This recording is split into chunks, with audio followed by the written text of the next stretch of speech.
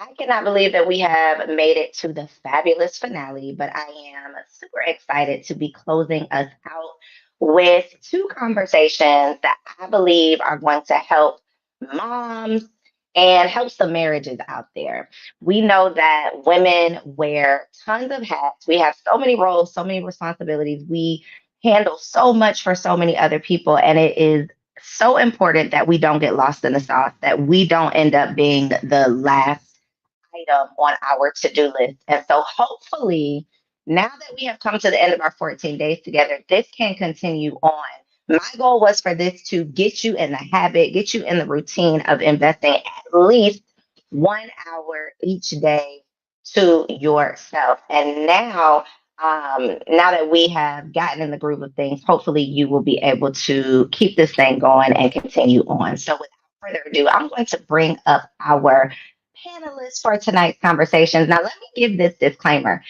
These are not panels full of experts, okay? We are experts based on our experiences. I don't believe that there is ever like black belt level mothering, okay? We are all just out here figuring it out.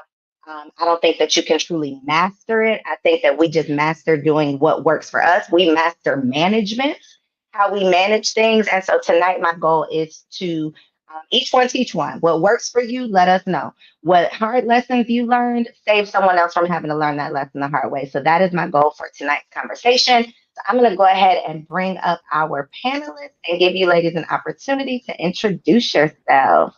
Let's start with Alida. Hi, good evening. Can you hear me? Just want to make sure everyone can hear me. Okay, perfect. I'm Alida Abdullah, based in Atlanta, Georgia, mother of 4 children, 18, 14, 13, and 9. And I'm excited to be a part of this panel. Thank you so much for inviting me to be a part of this. Thank you. Hey, Chelsea. Hey, Okay, give your girl. introduction. How are you ladies doing? Thank you for the opportunity to be on your panel.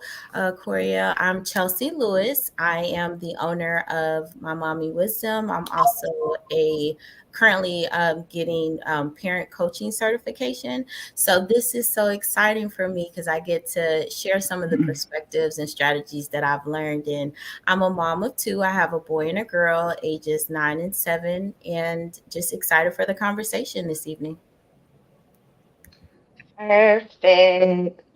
Let me see who's next on my screen. Hey, Kendall. Yeah, hey Corey, how are you? Hi ladies, I'm how are doing you all? good.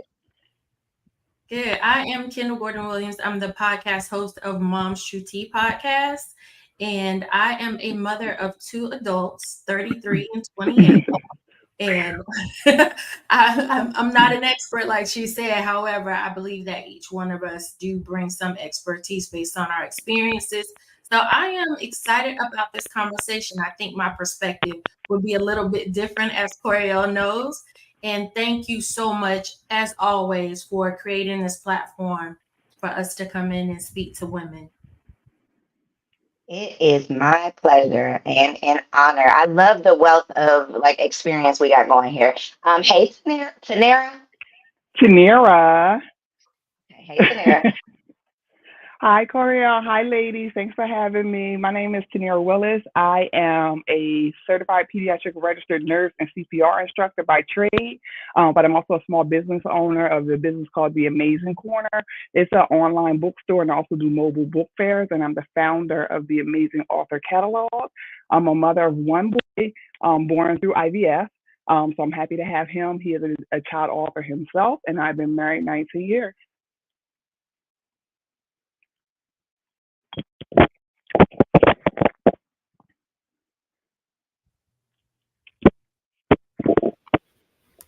I'm muted. I'm muted. Corey, we can't hear you. Thank you. Thank you. After my earpods, like yeah.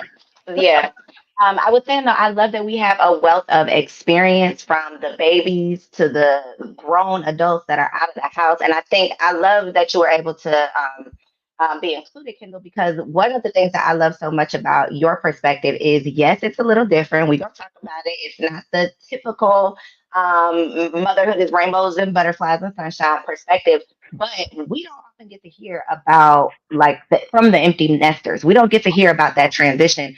Motherhood and parenting content is usually for first time moms, new moms, pregnant women, or moms of babies, you know? And so I love that you can bring that value of been there, done that, and now, you know, you are enjoying being a grandma, a G-mom. I don't know what you know Yeah, about that's that. right. G.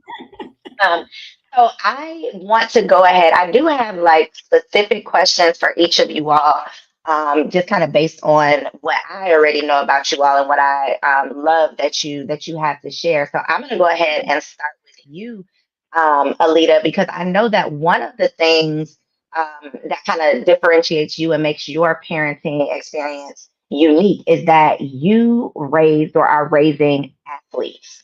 And I think that managing, so let me introduce myself, okay? I'm Coriel. I am a mom of two little boys, 3 and 1.5. And so I say that to say we just finished our first season. You know, they can only start at 2. So we just finished our first season of baseball and soccer and all of the things. And it was literally once a week. My baby doesn't know what day of the week it is. So if I wanted to skip practice, I could still do that. And I have not yet entered the season of okay, we got to be somewhere at this time. The baby's going to be reminding me all of the things. I can just imagine the management of all of that. So, as far as managing, literally being a manager for people, like that is, I didn't realize that's what mom meant was like manager. So, what is your advice or tips or just something that you've learned in that role specifically where you've had to manage an athlete? Expect the unexpected. My oldest son is 18 and he is actually being nationally recruited in football, has had, 50 plus offers. Thank you. And it's been a whirlwind. He is an amazing athlete. He's very driven. So I tell him oftentimes that he really inspires me to even be better because he's consistent. He gets up, he works out, and he's laser focused on his goal of taking his skills from high school to college into the next level. So he wants to go into the NFL.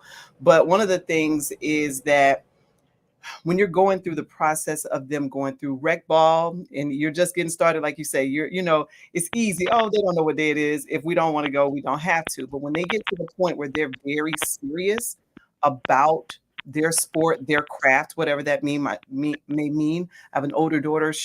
Or my a second child, she's into theater. So she's very serious about that particular schedule. It's just honoring what they want to do. I became very angry with one of his coaches one day, and he was just like, "Ma, don't say anything. Don't say anything." And I'm like, okay, sometimes we get into mom mode and we really want to, take over, right? But oftentimes, if they are very serious about their sport, they learn to handle themselves. I had to put him on a plane by himself when he was 13 to go across the country. So he flew from Atlanta to LA with his team. Now, I did make sure that he was with a family that I trusted to make sure that he was looked out for. But it's kind of like letting go of your mommy, reins and let him be. And then they often will come to you. And when I knew that he was serious was when he said, "I'm gonna take my Christmas money and I'll pay for my own training. You just need to get me there." And Nice. that's when I knew that he was serious about it. And so, you'll know if that's the direction they really want to go in. And sometimes parents, be it the father, the mother, really want to drive the children in a particular direction that they're not fully interested in. And I think it's important to honor that also. And that can sometimes be harder than the other side. Supporting them through that is saying, okay, this is not what you want to do. My daughter that's into theater, I think she should run track. I ran track. I think she's an athlete, but she's like, no, I don't want any parts of that. And when I see her light up the stage, I know that's her platform and that's what she wants to do. And I have to, respect that and honor that as much as I possibly can.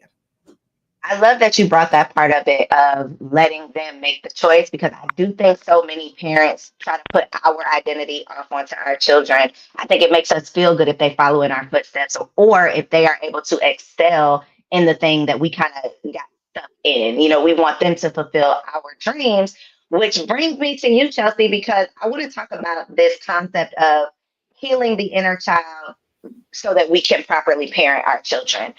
Because one of the things that, and I have talked about this several times on my podcast, I personally realized is that I had some mommy issues that I didn't realize until I became a mother. And even when we think about like gentle parenting and what that means and why so many of us have a hard time with this concept of gentle parenting, a realization that I came to is that it's challenging for us to be gentle with our children because it requires us to be gentle with ourselves. So, can you talk about the importance of healing? And now, it might be a little too late because these kids are here at this point. Okay, if there are any pregnant ladies, you are being proactive, and I'm here for it.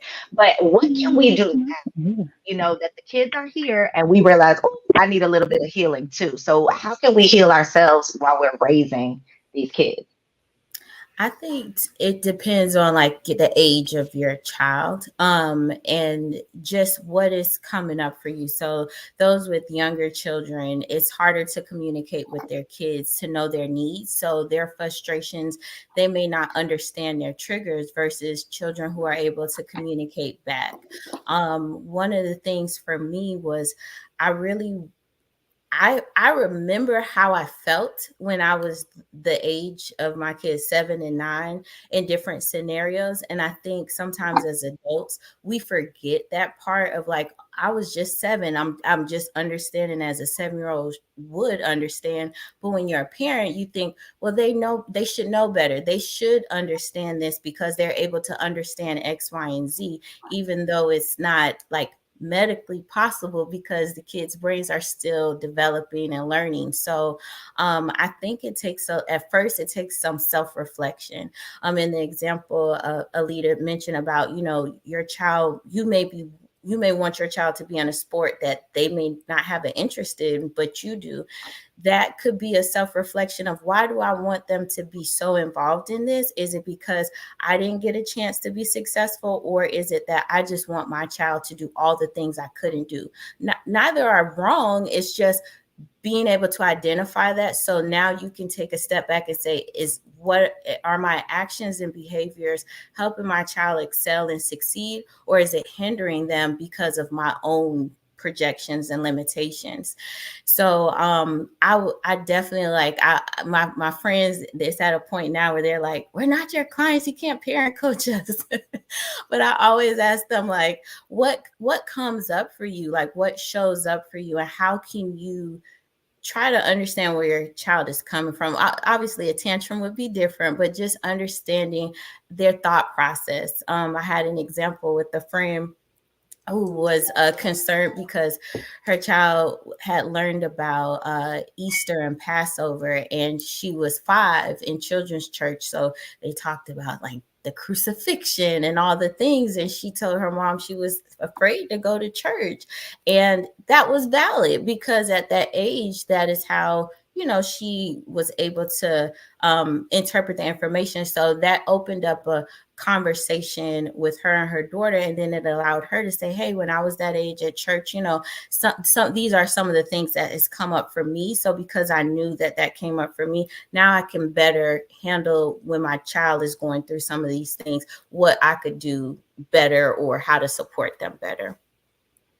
I love that. And that's such a good point. And this is the thing with motherhood, at least my motherhood experience. It's like you can know all of the things. You can read all the books, you can know all the theories, but baby, when that baby is down on the floor, cutting up, that little gentle goes right out the window. It goes right out the window. But you have to, as you said, remember that this is what's appropriate for a 3-year-old. This is what is developmentally appropriate for a 3-year-old. And even if you have a child that is gifted or smart or advanced, they still are a 3-year-old. That baby is still 1, and so just remembering that we don't have to grow our kids up so quick, or we don't have to have these expectations, or we should not have these expectations that you should know better, you should get it, because this is their first time here. They're trying to, just like I don't know this mom stuff that well, they don't know this kid stuff that well. This is their first time doing it, just like it's my first time doing it. So I love that you brought that into the conversation, because I do think parenting just requires us to give ourselves so much grace, and start with us in terms of the gentle parenting.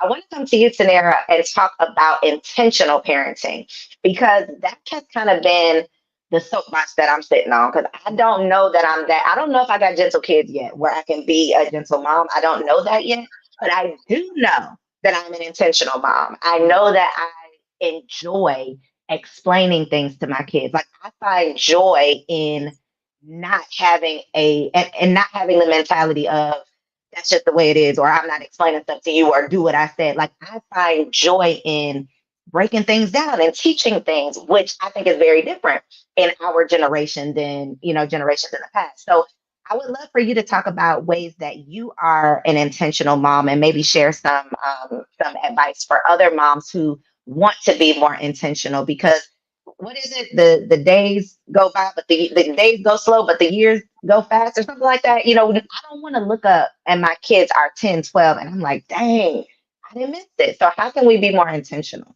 Yeah, so I don't believe there are any gentle kids. Let's talk about that first. Like we're gentle parenting, but there's no gentle kids. These kids are gonna test our gangster. So let's say that first. But it is one of the most rewarding jobs in the world. I wouldn't trade my baby for anything. But yes, I'd like to say that I am a very intentional parent. I probably overtly intentional. I'm an overthinker, overprocessor, and I'm really just trying to line this young man up so he could be the most successful young king ever. Some of the things that I did is, as far as intentional parenting, is communicating.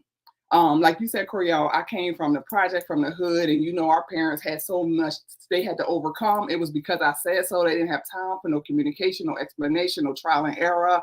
We just got to get through these things. So I think some of that came from that energy, but we're in a different space. And also I had a child after 30. So I think that was different as well. My mother was a teenage mom. So the temperament is different. The patience is different. The know-how is different. The finances is different. The access is different. So I think, for myself, he was planned. Like I said, he was born through IVF. So it was also, I feel like he was such a gift that I have to, not that every child isn't a gift, but it was a process to get him. So he made me be more intentional. But again, like communicating with him all the time. We've been reading with him since he's been in my womb. He's had a library card since he was age 2. Just taking him to different places and spaces. He travels. He's been around the country on cruises. And when we're busy all the time, like I'm sure many of you ladies are. So being intentional had to happen. So we would do things like communicate in the shower while I'm washing his hair after swim class on our way to church. Right? So that's communication. I would try to engage him and have him do some critical thinking without him realizing that this is how I'm teaching him to problem solve and think critically and make decisions on his own. And that's kind of how his story came about. I'm like, if you could be a superhero, what kind of superhero would you be?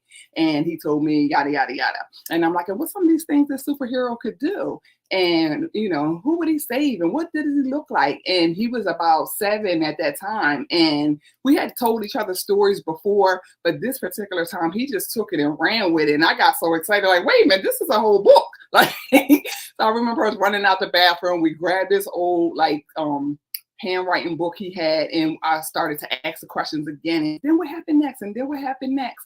And then at that time, I grew up, like I said, inner city projects, and we're in the suburbs now. So my son is one of a few Black kids in his school, and he started to want his hair to be straight and his eyes to be blue.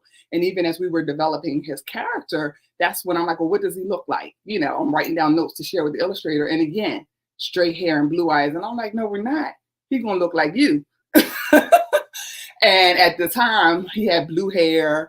So the character had blue hair, and that's his favorite color. And he loves to swim. So, of course, the character is a water-based hero. So going back to intentional parenting, me publishing the book was to show him you're amazing just like you are. You don't have to look like anyone else. You don't have to be a certain color, a certain race, or certain age. Your gifts are amazing. And that's one of his gifts. He's super and creative. And then in doing that, I'm like, okay, now we're going to sell this book ourselves. So I made him do vendor shops with me and pop-ups and public speaking. And in the beginning, he hated it. And now when we go to events, they're like, he's so amazing. And he's like, Mom, I got this. Like, and he's like, I made this much money. And it's teaching him to be comfortable speaking. It's teaching him how to handle rejection. Because we would go, and we still go to certain events, and white people don't want to look at us. And people ignore you. And people say mean things. And I'm like, that's okay, because now I can talk him through it. So now it's not a big deal. Everybody's not your customer. Everybody's not going to like you. So those are some of the things we did as far as intentional parenting. So for other parents, I would just say pay attention to your kids. I feel like they reveal their gifts. And like you said, you want to show them the things that you missed out on or you wanted to do, but they reveal your gifts. And one recent lesson, like I said, we started this at age 7, published at age 9. My son's now 13. About a year ago when he got to middle school, that developmental age, they're worried about peer pressure and peer acceptance. He didn't want to share his books anymore. And he was embarrassed and he didn't want the attention. And that hurt me to the core. I'm like, I'm doing all this intentional work for you to feel good about yourself so you can know about ownership and entrepreneurship, and you're ashamed of it. So I remember even crying and calling people like, what do I do? What do I do? And I was struggling because I'm like, other cultures, you don't have a choice. You work with the family business. This is what we're doing and things like that. But I never wanted to live through my child. So I had an internal struggle, but I did pull back. And that's the part I wanted to share. I had to pull back for a little bit and then just share offers to him because he's, the book's everywhere now. So it's like people about it and he's still getting invitations. It seems like as soon as he wanted to quit, he was getting all these invitations. And I'm like, you don't want him to miss out on this. But I started to make it a choice for him. I increased the pay for him. And now he's like, no, I'm trying to get this money. I literally just said, well, I'm publishing the 2nd edition of the catalog. Do you want me to take your books out? He's like, nah, leave them in there. So I think a part of intentional parenting is also pulling back and let them come into their own and let them make some of their decisions on their own when it comes to a certain age. Baby, that was like a little masterclass on intentional parenting. That was everything. And what I loved the most, though, I loved it all, but what I loved the most was you being able, like, you literally having those teachable moments where you can say, okay, even when it doesn't work out, this is the lesson that you take from it. Because, baby, these kids cannot lose. These kids cannot be wrong. These kids cannot make a mistake without just having a complete meltdown. And to be able to coach them through that, like literally in real time, that is a life lesson. Like that is literally going to carry him through life.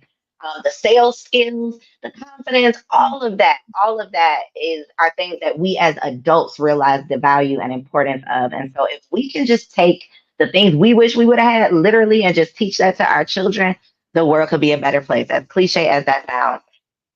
So I saved you for last, Kendall, because I knew you was gonna bring a little jalapeno spice to the conversation. Because when I first had a conversation with Kendall, we ended the conversation with you saying something like, I'm not gonna quote you, but it was something like,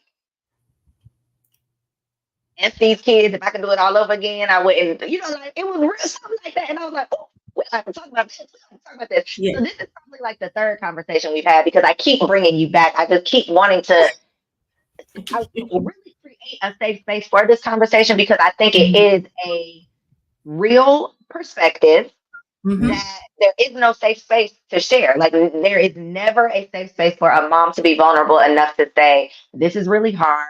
I don't really know what I'm doing.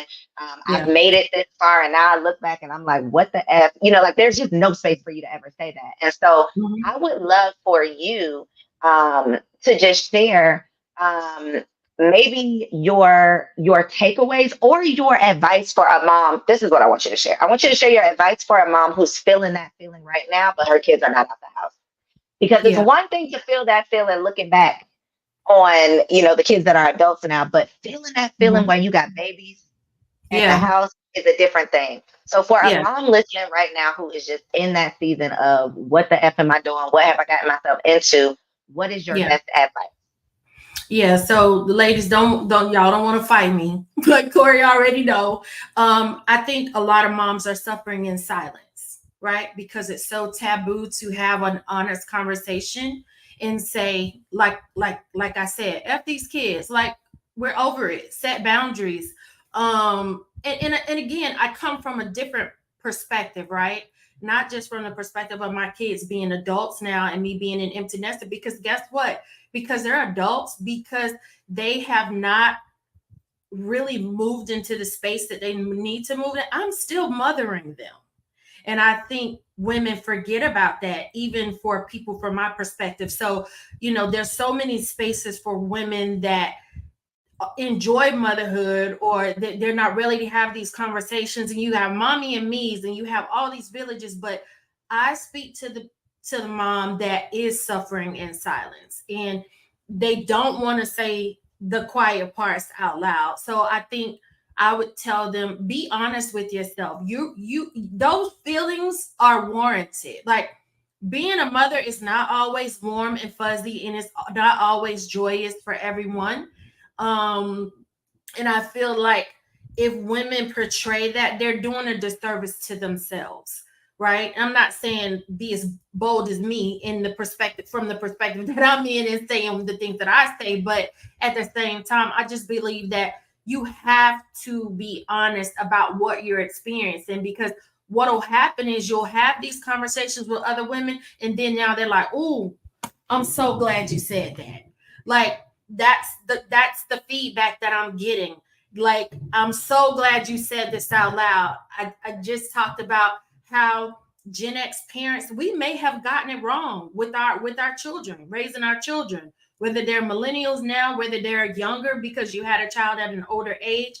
I think we've gotten it wrong because we've tried to do more or do better than what we felt our parents did. So I feel like we've done our children somewhat of a disservice. So it's conversations like that I'm having, and I'm getting like feedback, and people, like 1,000 people reached out to me in DM or commented like, "Oh my God, I'm glad somebody said it." Or the fact that I'm 51 years old now. I think with my age, I noticed the truth at the bottom that was kind of out of place. I just got braces for myself, like clear braces, because I put 2 adult children in, 2 children, not adult children, but I put 2 children in braces as a single mom. And now at 51, I'm just doing what I want to do to take care of my own teeth. And I think that we also need to set boundaries with our children. And Corey, I know you were like, how do I do that with 2 small kids? And I'm like, you tell them like, hey, mommy's going to put you to bed.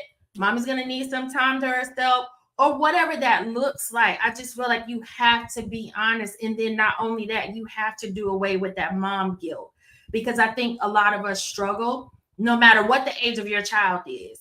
You struggle with that mom guilt. And I think we have to get past that. We have got to do away with mom guilt. I believe that if a lot of women do away with mom guilt alone, that will help them move through, because we can never manage motherhood. Motherhood manages us, actually. We just kind of move through the journey and we learn as we go along. So good. And I think, again, this whole selfish summer was invest in yourself, because the version of the mother that you are when you are stressed out, angry, mad, burnt out, tired, that is not you operating at your full capacity, or even in the version that you deserve, let alone your children. And so when we are literally the last ones that we take care of, when we are out here looking raggedy as hell, and our kids they are dressed to the nines, yes, that makes us feel proud of them, but it still does something for ourselves when we are not confident in how we're showing up. Because I didn't even remember to look in the mirror today. Like, I did not even remember to stop past the mirror for myself because I was so busy making sure everybody else was together. That works, but it's not sustainable. That works, but you're not going to be fulfilled. That works, but you are not going to be happy. And there's so much research about the impact that a mother's mental health has on her children. And so we can try to hide it, we can try to fake it all we want, but eventually it's going to show up. And so if we can just really figure out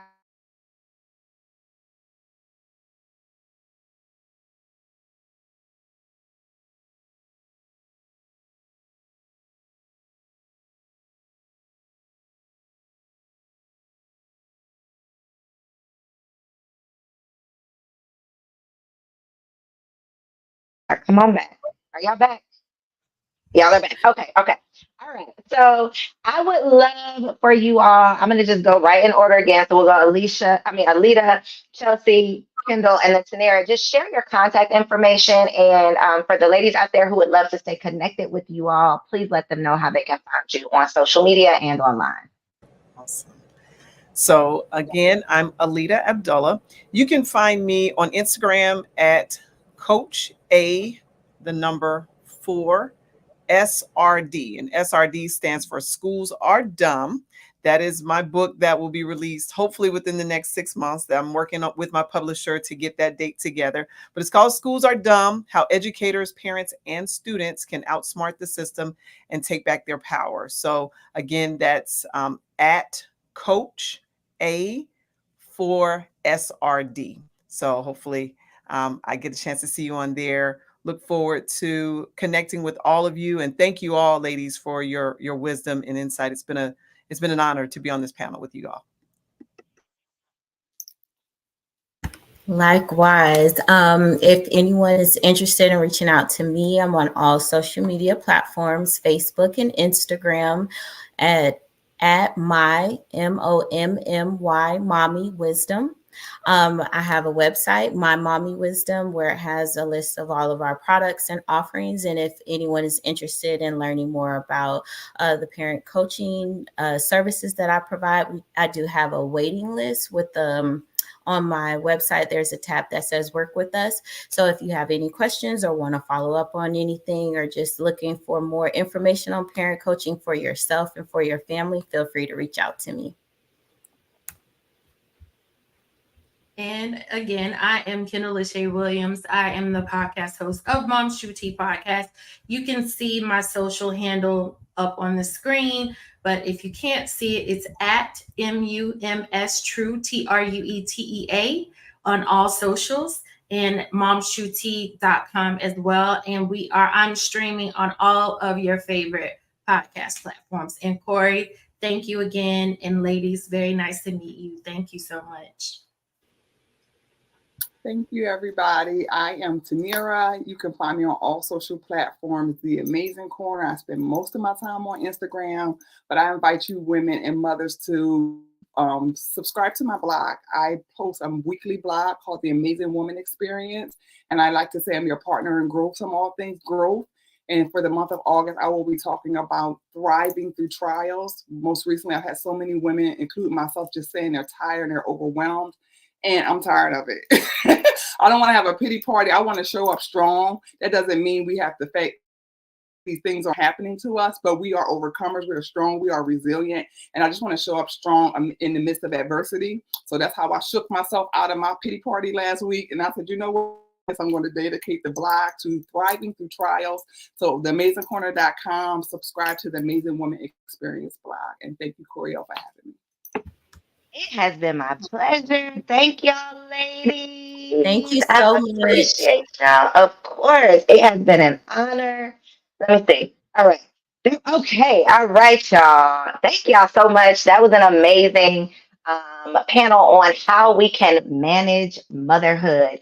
If you missed any part of that, you are going to have to go back and catch the replay because it was full of gems. Now, we already know that women are out here wearing multiple hats, okay? And if being a mother was not stressful enough, I know there's this debate about like single mothers versus wife mothers, like married mothers. And the debate is who has it harder. I don't want to get into that debate, but I just want to say that you don't necessarily have it easier when you have a husband. I just want to say that. You don't necessarily have it easier. You might have just another layer, right? Another layer of responsibilities. And so I love that we are going to end this Selfish Summer Summit with this conversation with the wives, because so many women aspire to become wives. And then maybe we get in this thing and be like, oh, that little meme where the little boy is like doing the matrix because he's dying. That is what a lot of us look like when we become wives. And so for the women like me who dreamed of the wedding and the husband, and then you got it and you were shook, this conversation is for us because we don't want these blessings to end up being burdens because we're not prepared for them or we can't figure out how to manage. So without further ado, I'm going to bring up our wives for the Wife Life panel. Wait, I got one more. Come on, one. There she go. There she is. Hey, y'all. Welcome. Oh, I can't hear. You can't hear? Who can't hear? Can't hear. Dr. Tia, that's you. You can't hear? Okay, I'm gonna get started. You work on your audio. There should be an option that says settings and then audio. You might have like the I can't wrong hear. microphone selected. Oh, she can't hear me. I'm saying all that and she can't hear me. I'm gonna go out and come back in. Okay. Okay. So I would love to have you all give yourselves a proper introduction. Shay, I'm going to start with you, and then Nyetta, I will come to you. But just introduce yourself, let us know how long you've been married, and I don't know, share a fun fact. Sure. So I've been married for 5 years. It's actually only been a couple of months since we hit 5 years. And a fun fact is that I'm 37, and together we have 6 kids and 7 grandkids. So we have a big family. Baby, that is a fun fact. We're going to have to get into that. Okay. Okay. Nyetta, how you going to beat that fun fact? Let's see what you got. I don't know. I'm stumped. Yeah, I've been married almost 11 years coming this October. I have 3 little ones, and fact is I used to be in the Army. Okay. Listen, that is a fun fact, but it is not as fun as Shay's fun fact. So I got to get back to this fun fact, Shay, because make it make sense. The math is not mathing to me. I don't know about everyone else's calculators, but please. So my husband and I are 13 years apart. And so he has adult children, and I have younger children. Well, we have younger children, and our adult children have grandchildren. And I never thought I would be a Gigi this young, but I love them to death. And they've been such a blessing for me in my own healing journey. I love that. Okay, so Dr. Atiya is not back yet, but we'll let her introduce herself when she comes back. But I would love to start there because that, again, adds another layer to things. And that other layer can be full of blessings for you, and for somebody else, it might be a layer of complications or a layer of, anything. It could just be another layer, an unexpected layer. What is your best advice? And again, everybody's experience and, situation is different, but what is your best advice for how you have navigated the bonus babies space? And not just bonus babies, but bonus grandbabies too. Bonus grandbabies. So this is my 3rd marriage. So when I went into my marriage, I was very clear on my expectations and what I wanted and how I felt family should be operated. I grew up in the foster care system and I was adopted, and it was just me and my brother. So I always wanted a large family, but I also didn't want to have all them kids. So it was, for me, it was like I'm building my own little family, my own little healthy unit. So when I went into our marriage, it was like, these are my kids too. How can I build a bond with them? How can I, strengthen our family unit? And it didn't happen overnight. So my advice to anyone that's having a blended family or dealing with grandchildren, extra children, it's build your own relationship with them and do it over time. Don't be in a rush so that it can be organic. And, it flows so much better when you just let it be. And at first I tried really hard. I was so excited and I, wanted to make sure I was showing up. And then it was like, okay, so let me move a little bit differently. And I had to navigate that. You have to kind of pull up. And it's funny that this is the selfish summer because you have to be very unselfish. So there was times where I had to put myself in the background so that my husband didn't have to choose between his children and myself. Right. And that's a conscious choice. So I always chose our family unit over my own personal desires to maybe go on vacation or my own personal desires to, spend some money that, needs to be allocated elsewhere. So don't be selfish and build your own relationship with them and, take your time. That's the word right there. And for even single ladies who are not yet in a marriage, to know who you are and know what you can handle and know what you should be signing up for. Because baby, for the selfish girls, that bonus mom life is not for you. Especially if you don't recognize that. Because was very clear. I know I'm selfish, one, and I know that I'm not going to be dating a deadbeat dad. So if I'm dating someone who has a kid, you got to be an active father. And I just knew that I was not. That wasn't me. I'm the baby, and it wasn't for me.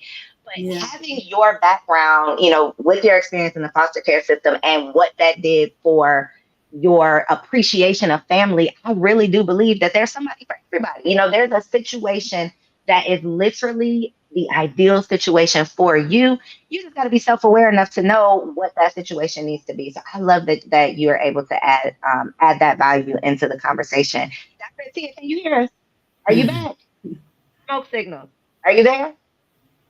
Okay, unmute. We can hear you. There you go. There we go. Hi, Corey. Okay. Hi, everyone. Thank you. Introduce yourself for us and tell us, how long have you been married? My name is Dr. Atiya. Nice to meet everyone. Happy and honored to be here. So I was married 10 years. I was married for 6 years. I got divorced. This is my second round. So I am very newly married. Congratulations. Very newly married. Yes. And I have been preparing single ladies for marriage during that whole 10-year process. And so here, yes. Thank you so much. Okay. Well, I'm excited. Okay. So I want to, actually, let's just jump in right there, because nobody gets married with the expectation to get unmarried. That is, nobody walks down the aisle thinking I'm going to be walking into a divorce court ever, right?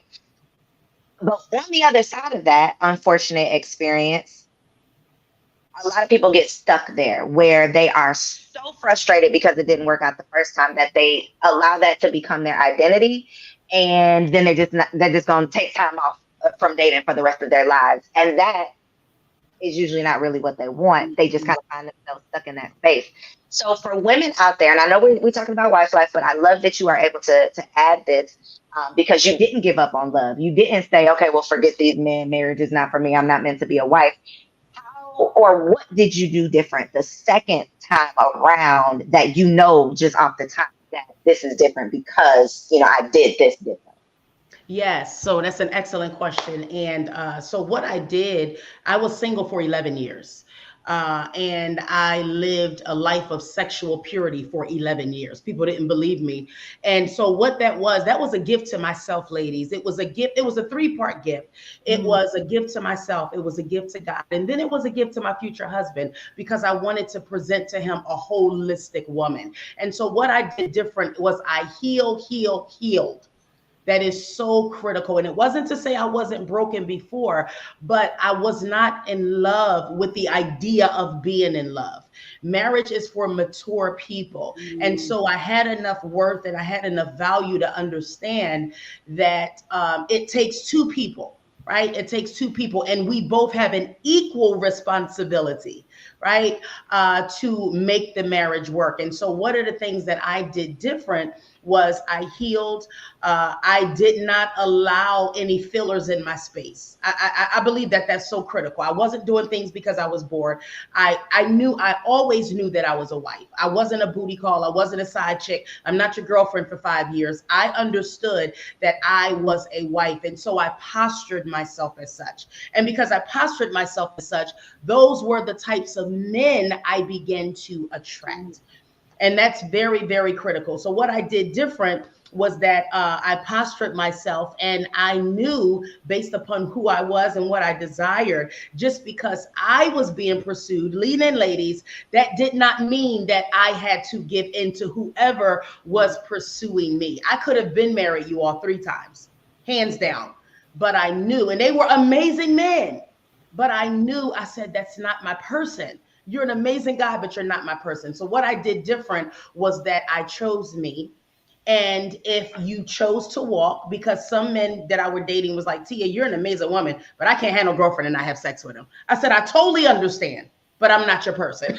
It was nice to know you, right? I didn't compromise my worth and my self-value just to have a man around. And so what that did for me by doing that differently, it allowed me to make space for my beloved, my finally and forever. And we did date sexually abstinent. We dated and we were engaged the whole time. And it debunked the myth You know, my platonic male friends was like, girl, you are tripping. You're going to be waiting forever. It was like, ain't no man doing that.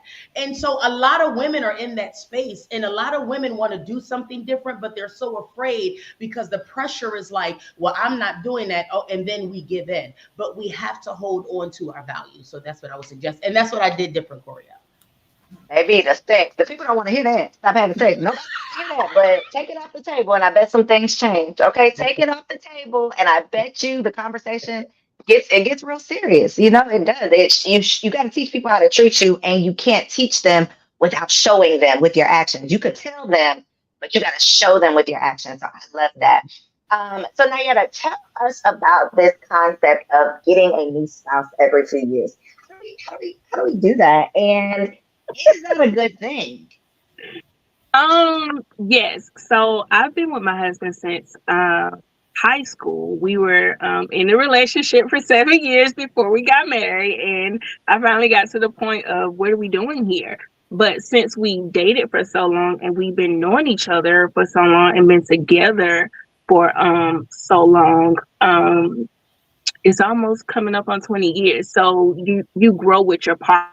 So he's not the same person that he was in high school. I'm not the same person. And we have 3 kids. So every few years, you have a new person that you have to learn to love and accept and continue to grow with if you're looking for that forever commitment to that person, which usually when you're walking down the aisle, that's what you're looking for. So that's what I mean by you get a new spouse every few years, and you have to be understanding of that and accepting of that, you know, change is going to happen for you and them, especially with jobs, moving, and kids. You know, it's like you said, it's another layer. So that's what I mean by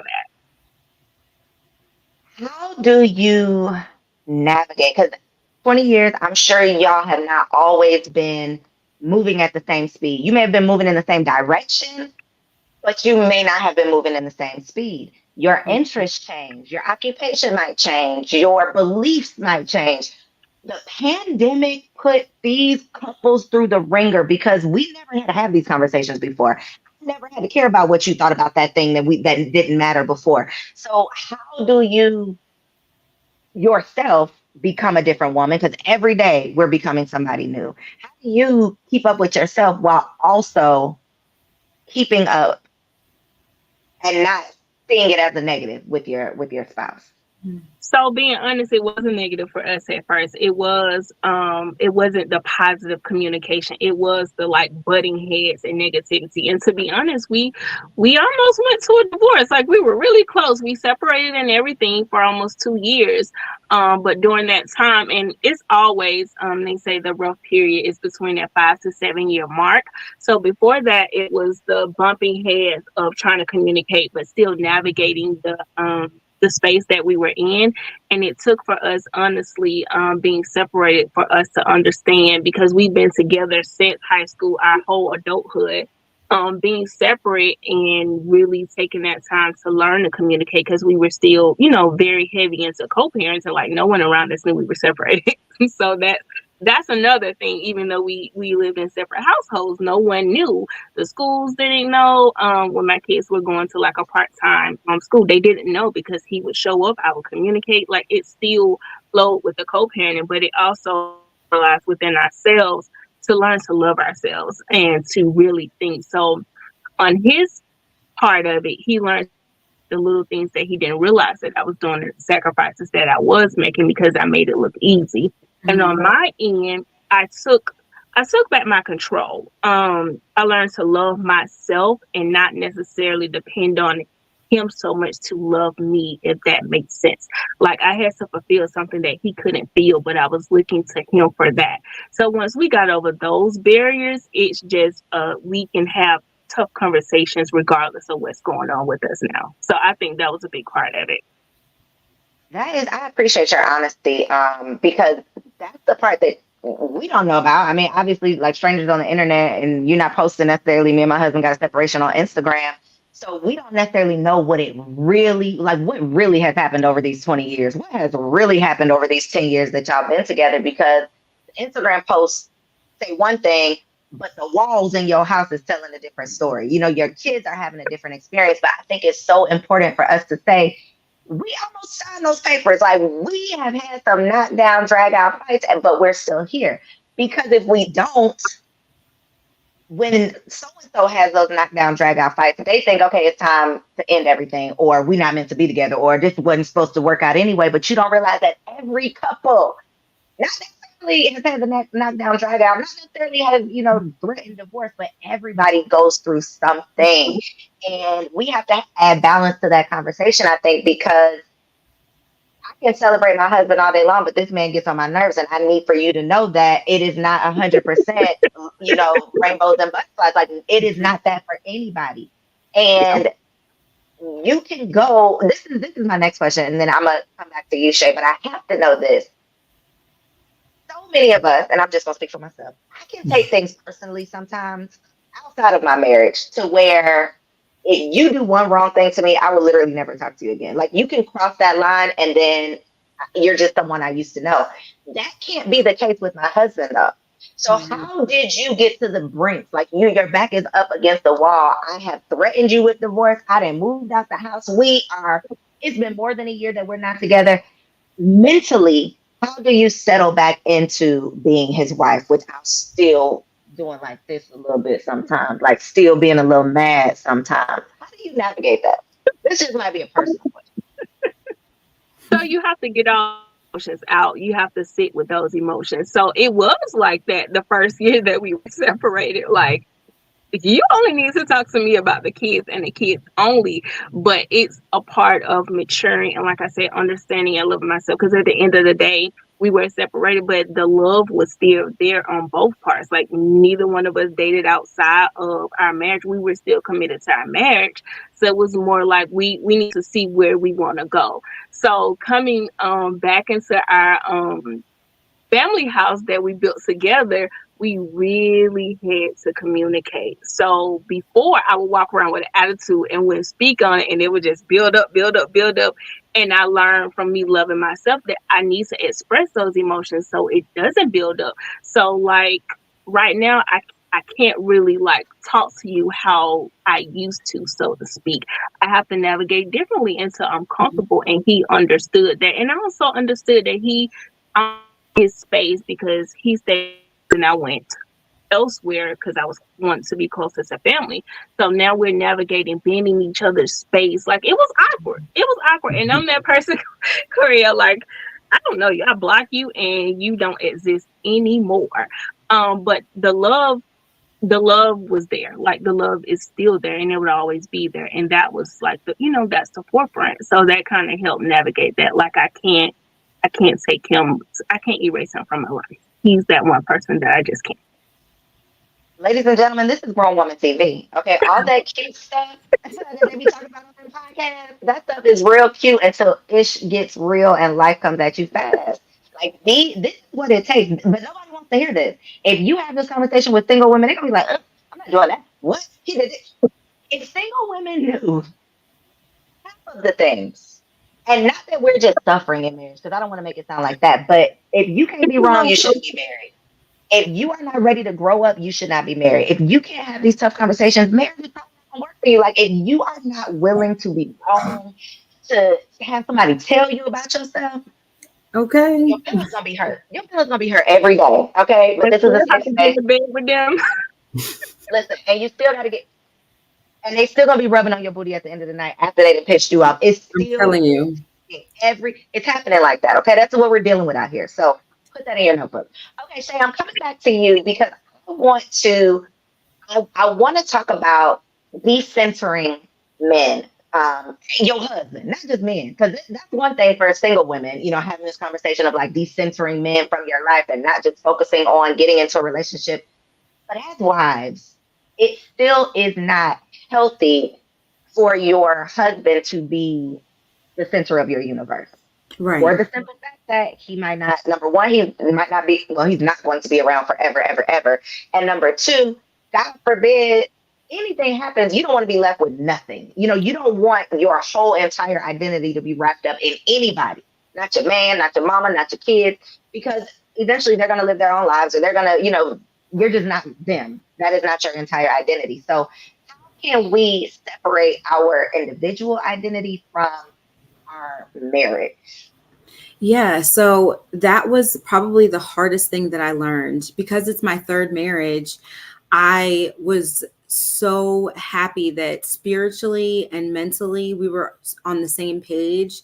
We didn't have the same problems that I had in my previous marriage. And so I wanted to serve. I wanted to show up for my husband in any way I can. I wanted to help him in any way I could. And what happens is over time, you're focused so much on serving your spouse and serving your children and showing up for everybody that you kind of forget the things that you need. And, you forget to focus on your own personal development and pouring into yourself. And I mean, beyond self-care, you don't realize that you're even doing it, right? And I struggled with really trying to separate it because my husband and I are business partners. So we work from home. We pretty much are together 22 hours out of 24 hours. We go to the gym together. We go to church together. We just pretty much do everything together. So the thing that I had to do is to be really intentional with my calendar. So I had to schedule time away. We both had to make sure we were scheduling time away from each other. And now that we get out and we do things separately, we have our own businesses and our own things going on outside of our core business. We miss each other. We long to be around each other. Sometimes marriage can turn into friendship or like feeling like a roommate when you're just only spending those times together where you're talking about business or you're talking about the kids. There's not a lot of intimacy. There's not space for that, right? Because we're just having regular conversation. And as a woman, because I'm a chatty Cathy all day long, I can talk all day long. I realize I'm sharing things and having conversations with my husband that I should be having with my girlfriends. And he doesn't want to be like, hey, babe, I have no idea. I'm checking out of this conversation. So I'm feeling like, why aren't you talking to me? I'm feeling rejected. And I realized like, okay, this is something I need to be having a conversation with my friends. This is a reminder that I need to make time with my friends. So just trying to like schedule those lunches with my girlfriends or even just Zoom, making sure that I'm spending time with myself and other people just as much as I'm spending time with him. Also, can we talk about how we carry the emotional load a lot in the business and the home, and it's not our responsibility to also carry his emotions. So part of decentralizing my life around my husband is that I had to realize like, I'm not responsible for his emotions. When he's upset, give him space, let him do what he needs to do, focus on me, don't change where I'm at, and vice versa. And that was really hard for me because I love my husband and he's really good to me. So when he's upset, I'm like, why are you upset with me? Like, come back in the room. We do this together all the time. And he's the opposite. I talk through my problems. I love to talk. And he's like, he doesn't want to talk. He likes to be by himself. So we're almost complete opposites. So finding a way to focus on me more and the things that I need to do and less on what he needs and what he needs me to do, Yeah. So many good points. And I can identify with so much of that, especially for the women out there who are like, my man, this is my best friend. Yes. Who else am I going to tell this to? Like, I got to tell you, one hard lesson that I have learned just this year was how much I was putting on my husband emotionally because I don't have 25 girlfriends and, I got mommy issues. I've talked about that several times. So he's my outlet, the only outlet other than my best friend. And I did not realize how much I was emotionally dumping on him, not even intentionally, because he was my go-to. If something happens, good or bad, I'm going to him. But at the end of the day, if I'm going through something, that's a lot on him. Because he has his own stuff that he's going through. So I think having those outlets, whether it's a hobby, a home girl, the gym or whatever it is that you can just kind of put your energy into, family, whatever you can put your energy into is super important. And then the other part of, you can start to feel like roommates. Like we literally got in this huge fight and it's like, what is wrong with you? And then a week later we had date night and it was like, just needed a damn date. Right. We like each other. We just need to get away from these kids. That's it. The kids were driving us crazy. But if you don't have that mentality of it's us against everything else, then it's gonna be y'all against each other every time. It's gonna be y'all against each other. So I love that you know have learned that and are able to kind of implement that into your marriage. Atiya, we got to end on this one. Dr. Atiya, excuse me. Let me put some respect on your name. I want to end on speaking to the king in our husband, because Black women are notoriously categorized as the way we talk to our husbands, speaking down to our men. I mean, Columbus Short just did that very ignorant interview where he talked about the way that Black women talk, you know, and not to say that there is not just a little bit of truth to it. There is something naturally in us that we are working against. The degree to which you got it, it's up to you. But there's something in there that we got to work through. And it's cultural, it's post-slavery, it's all of the things. How can we be intentional? Just as much as we're being intentional parents, how can we be intentional partners with the way we are presenting ourselves in our marriage and the way we are speaking to our husband? Oh, Coriel.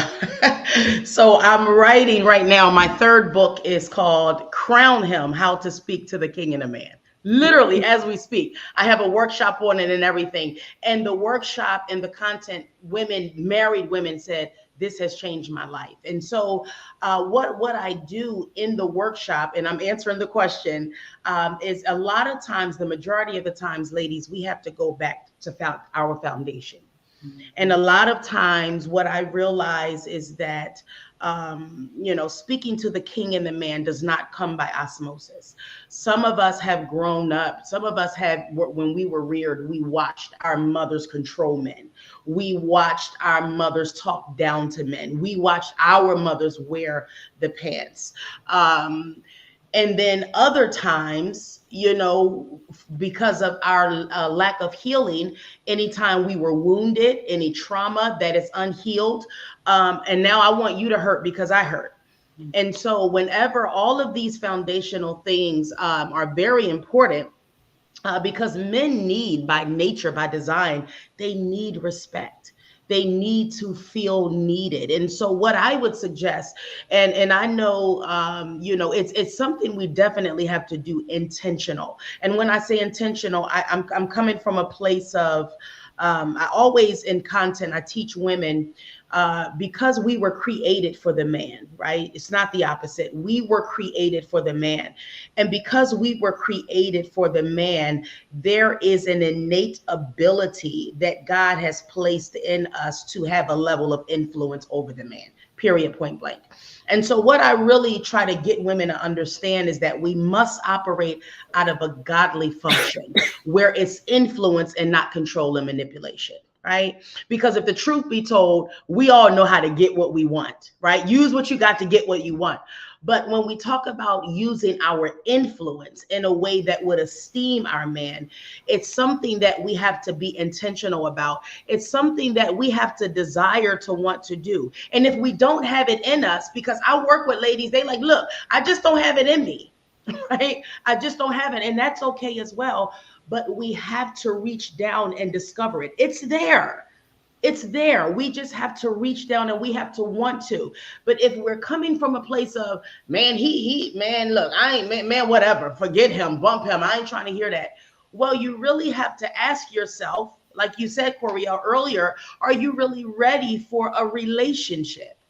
You know, are you really ready, you know, to be in something where a woman can, when you can really be looked at as a woman esteeming her husband? And I talk about adjectives all the time, even in the content. It's a difference. Can you give me that?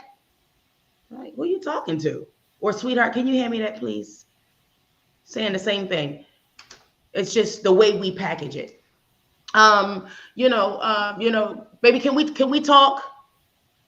You know, sweetheart, when you have a moment when everything's settled, you know, I just like to share some things with you. It brings the defense down. Yes. It postures them, because we have a way of talking at men, being very sharp and curt, you know, and they feel it.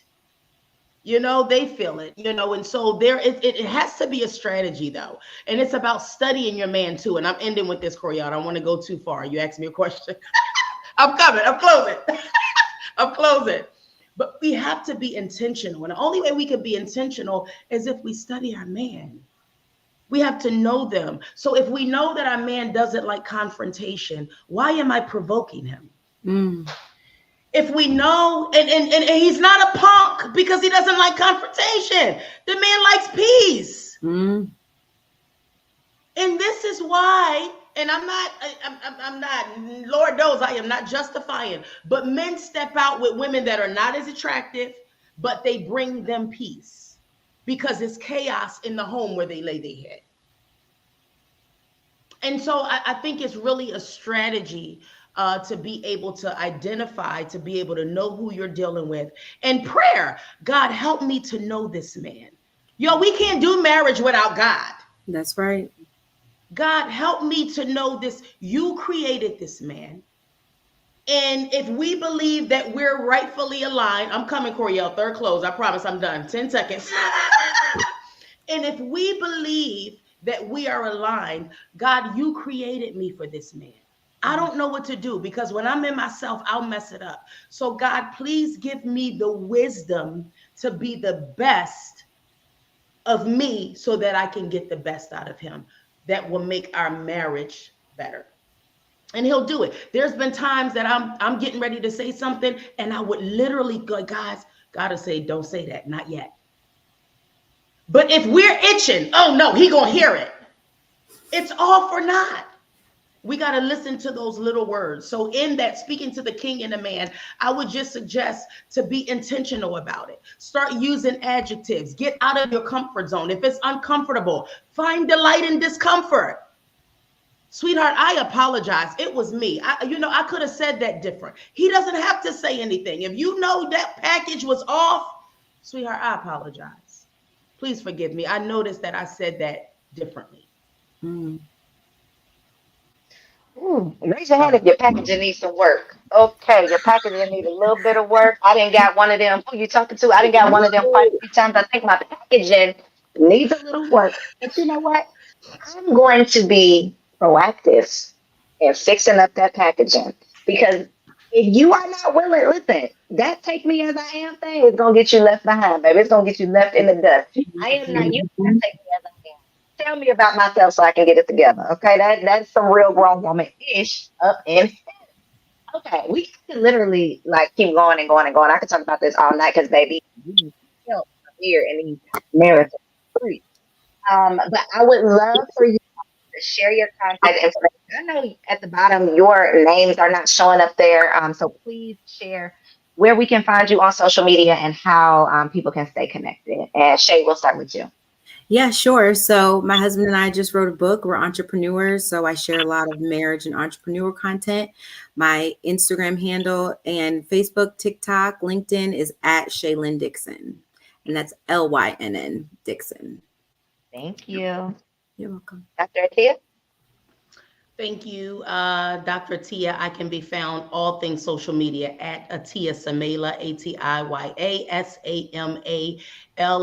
And please go grab No Green Beans, A Woman's Guide to Becoming the Ultimate 5-Course Experience. It will change your life. Coriel, I have to get you a copy. Thank you for having me. Yes. Send it with a combo deal because I need the Crown book also. Okay, wait till that one is ready. Yes. I need that one. And I need a personalized little word up in there. Yes, ma'am. Please. Okay, now you have it. Thank you, Coriel, for having me. I'm Nyetta, and you can find me on all social media platforms at the Activity Playhouse. I help moms create fun and engaging activities with their little ones so that you can get that breakfast time, quiet time with your husband if you need to, or if you just need a routine for your little ones. My Man Me Play activity book with over 100 activity ideas to take that stress away as well. Because like Coriel said, you have different layers. So I'm here to help you with the mommy layer. Again, you can find me at the Activity Playhouse on all social media platforms. Y'all, I have enjoyed this. I have enjoyed y'all. I could kiki with y'all all night long. We are definitely going to have to do this again. Thank y'all so much for being here, for participating. I enjoyed it. And I will see y'all again real soon, hopefully. Thank y'all, ladies. Ooh, I can't believe 14 days. It's like it flew by. I feel like we need to have like a day 15 just to kind of have a come together moment of like, how can we wrap all of this up? I don't know what's next, y'all. I've been very honest and transparent from day one that this was nothing but a God-given download. And so as it comes to me, I'm giving it to y'all. And I don't know what's next just yet. But when I figure it out, y'all will be the first to find out. I truly, truly feel honored that you decided to spend this time with us. I hope that you are empowered and encouraged to get a little selfish because you deserve it. You can pour from an empty cup, but you cannot sustain it. You deserve to be selfish, sis. I love you. Let's stay connected. Make sure you are following me on Instagram at Coriel. You can follow us at Grown Woman TV as well. Be sure to subscribe right here on YouTube so that you never miss a new episode of Girl Stop Playing, where I encourage you to stop playing with your potential and start working for what you want. Thank y'all so much for tapping in, tuning in, and I will see you next time.